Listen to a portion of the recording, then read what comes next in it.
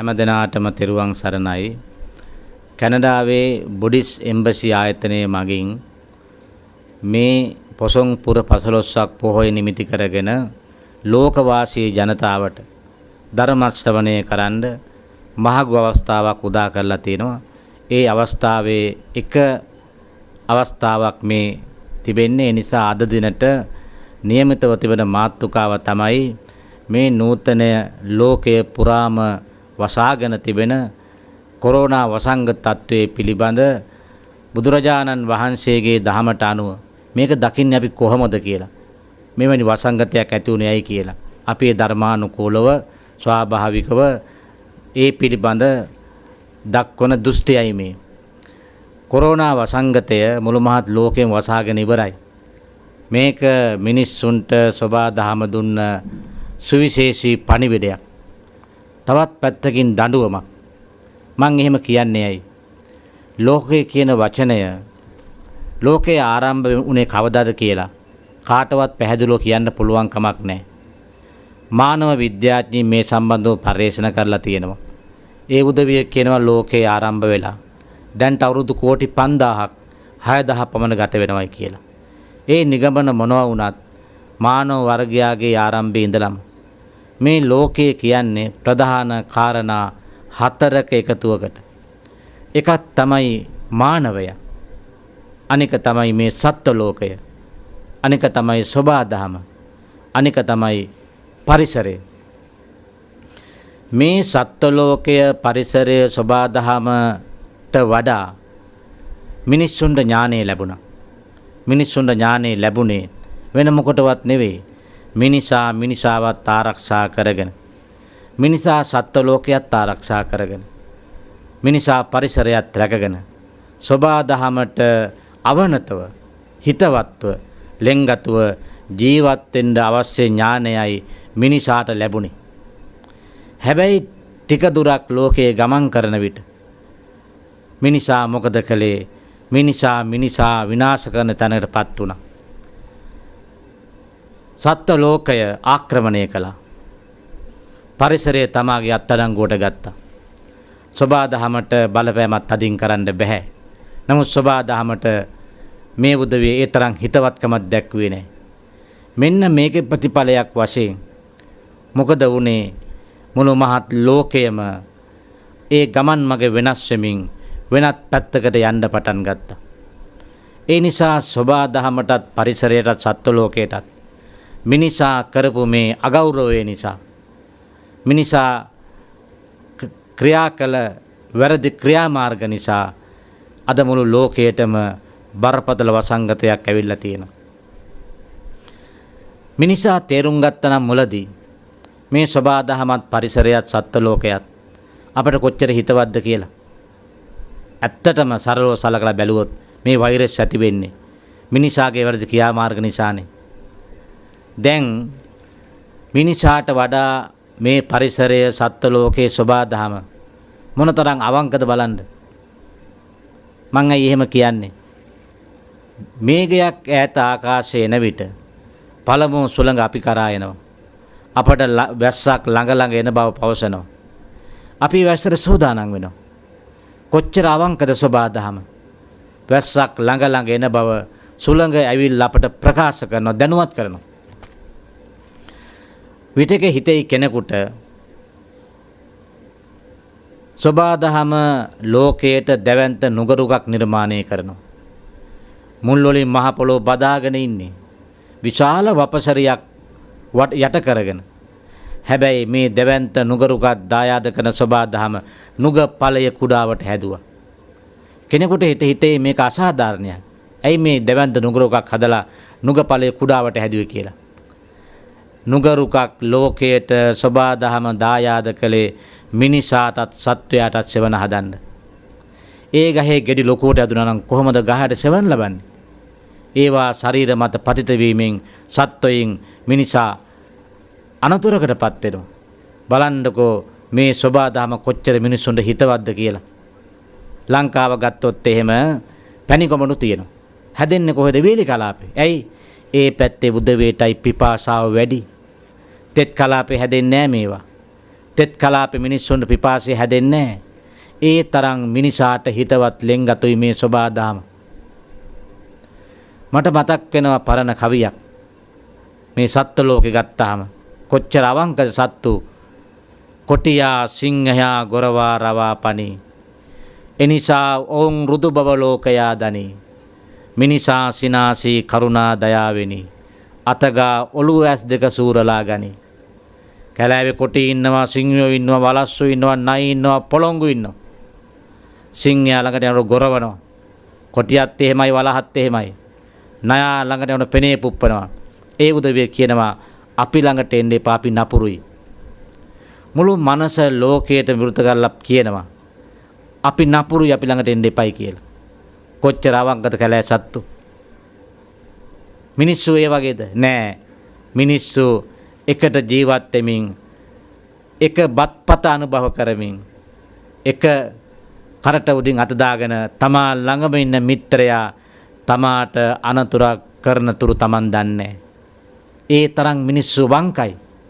අපි කැලෑවේ සත්තු කැලෑවට ඇදලා දැම්මත් තිරිසන් කියලා ඒ සත්තු වරි අවංකයි. ඒ නිසා තවමත් මේ ලෝකේ සබා දහමත් පරිසරය සත්ත්ව ලෝකයක් එදා ලෝකේ නිර්මාණ වෙච්ච දවස් තිබුණා නම් යම් කිසි පිළිවෙතක් ඒ පිළිවෙතට අනුගතව ජීවත් වෙනවා. ඒ පිළිවෙත විනාශ කළේ මිනිස්සු.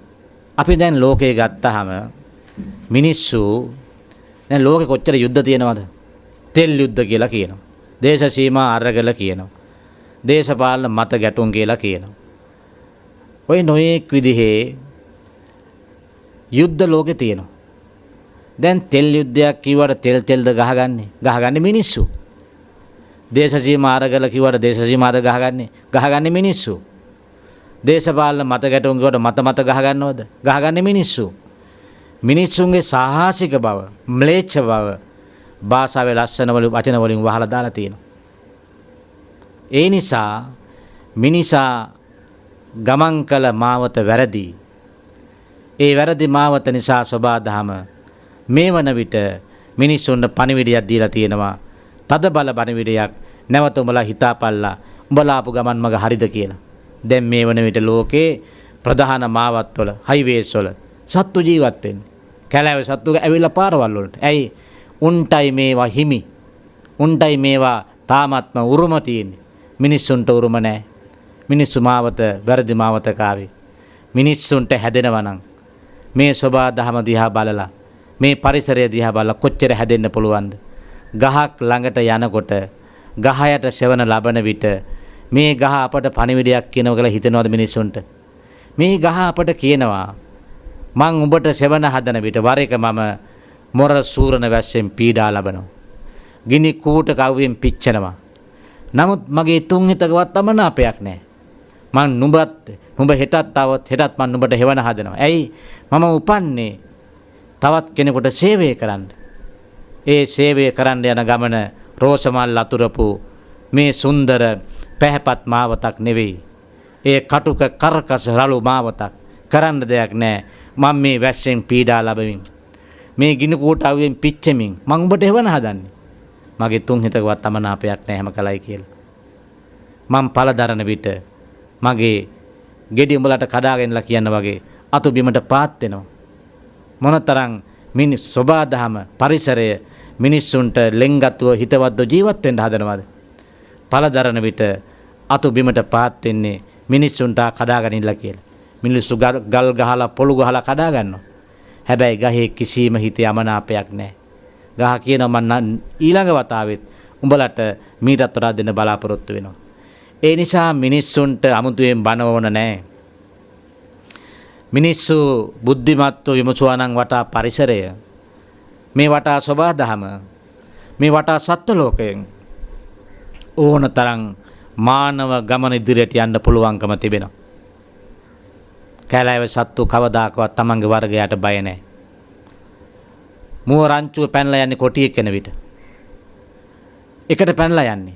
මුව දෙන්නේ වතුර බොන විට එක මුවෙක් වටපිට බලනවා.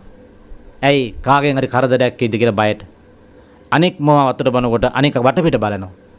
කොටියෙක් එනකොට රංචුව පැනලා යනවා. ඔබ අහලා ඇති ඉතිහාසයේ ජන කතාවක් තිබෙනවා. වටුව රැලක් වැද්දාගේ දලත් ඔසවන යන්න ගියා කියලා. මේ ලෝකයේ තමන්ගේ වර්ගයාට බයි ජීවත් වෙන එකම සත්වයා මිනිසා පමණයි. එළි වෙනතුරු ගැහි ගැහි ජීවත් වෙන්නේ.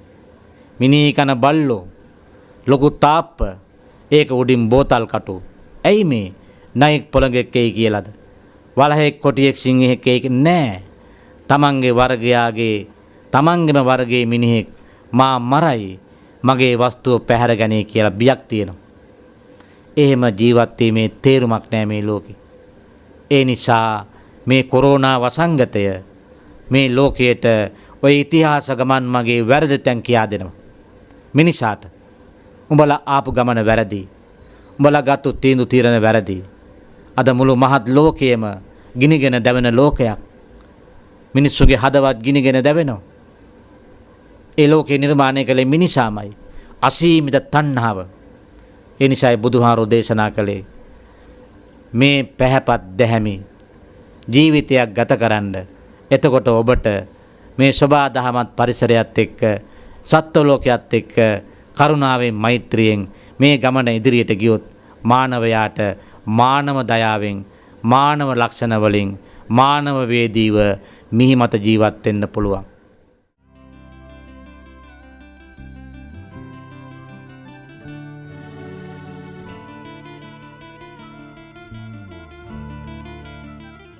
මිනිස්සු හොයන්න තියෙන දේ පැත්තක තියලා වෙනත් මොනවද හොයන්න ගියානේ.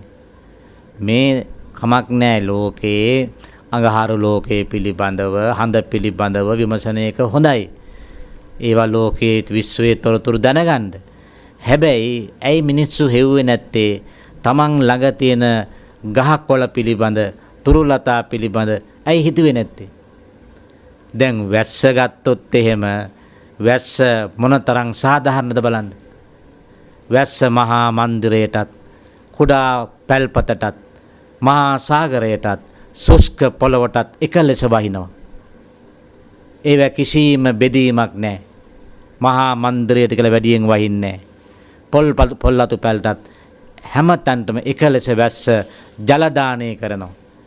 මේක ගැන මේ දිහා බලන් හිටන මිනිහෙකුට කොච්චර සාධාරණ වෙන්න පුළුවන්ද? කොච්චර සමසේ සිතන්න පුළුවන්ද? කොච්චර සමගියෙන් සමාදානයෙන් තමා වටා ලෝකයේත් එක්ක එකට ජීවත් වෙන්න පුළුවන්ද? ඒක නේද බණ කියන්නේ. බුදුහාමුදුරුවෝ මේ දේශනා කරන්නේ සෝබා දාමෙන් උකහාගත්ත බොහෝ කාරණා එකතු කරගෙනයි බුදුහාමුදුරුවෝ මේ විශ්ව සාධාරණ බණ ලෝකෙට උගන්වන්නේ. ඒක නිසා අපට උනේ ඇත්තටම ඒකෙදි අපි මේ හොයන්න ගියා අප වටා හෙවිය යුතු සරලව දැනගන්න පුළුවන් මානවයාට හුඟක් උපදෙස් ගන්න පුළුවන් හුඟක් ජීවිතය හදා ගන්න පුළුවන් ඒවා පැත්තක දාලා මිනිස්සු වෙන කොහෙදෝ අඳුරේ අතපත ගාමින් ගමන් කරන්න පටන් ගත්තා. දැන්වත් මිනිස්සු කල්පනා කරනවා නම් ඔය මාවත නැවතෙන්න මම හිතනවා ඇත්තටම අපට මීට වඩා සුන්දර පැහැපත් දැහැමි ප්‍රියංකර ලෝකයක් නිර්මාණය කරන්න පුළුවන් කියලා.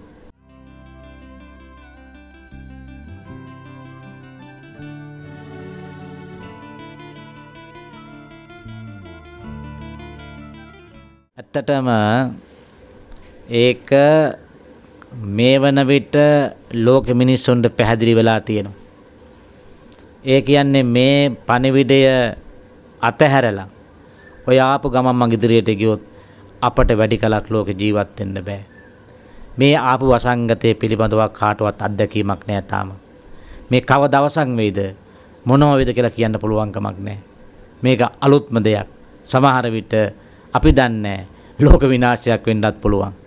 හැබැයි මේ ගමන ඉදිරියට ගියොත් මීට වඩා භයානක වසංගත එන්න පුළුවන්. වසංගත විතරක් නෙවෙයි දැන් ලෝකේ විද්‍යාව විදුණුවත් එක ගත්තාම දැන් ලෝකවල නොයෙක් යුද්ධ තියෙනවා. මේ වගේ වෛරස් එකක් මුල් කොටගත්ත පරමාණු වගේ බෝම්බයක් නිර්මාණය කළොත් එහෙම ලෝකේ බැරි වෙලාවක් ලෝකයේ සුළු වෙලාවක් තුළ විනාශ කරවන්න පුළුවන්. ඒ නිසා මේ පණිවිඩය පිළිබඳ ලෝකවාසී ඒවට ආගම් ભેද, ජාති ભેද, කුල ભેද මොකවත් කන්නේ. සෑම මානවයෙක්ම නැවත මේ බුදුහාමුදුරුවෝ කියා දුන්න මේ මානව දයාවට නැවත ගමන් කළ යුතුයි. මානව දයාව කියලා කියන්නේ මිනිහෙක් මිනිහෙකුට ආදරය කරන එක නෙවෙයි. මානව දයාව කියන්නේ මිනිසා මිනිසාටත් ආදරය කරමින්, සත්ත්ව ලෝකයට ආදරය කරමින්, පරිසරයට ආදරය කරමින්, සෝබා දහමට අවනතව, සෝබා දහමට ලෙන්ගතව ජීවත් වෙන ගමන. ඒ තරම් දිගයි මානව දයාව. ඒ මානව දයාවට නැවත ගමන් කරමින්, නැවත මුල සිට ආරම්භ කළොත් අපට මේ ගමන යන්න පුළුවන්. ඒකට සෑම මිනිසෙක්ම අවංකවම තමාගේ හෘද සාක්ෂියට එකඟව නැවත හිතන්න ඕන.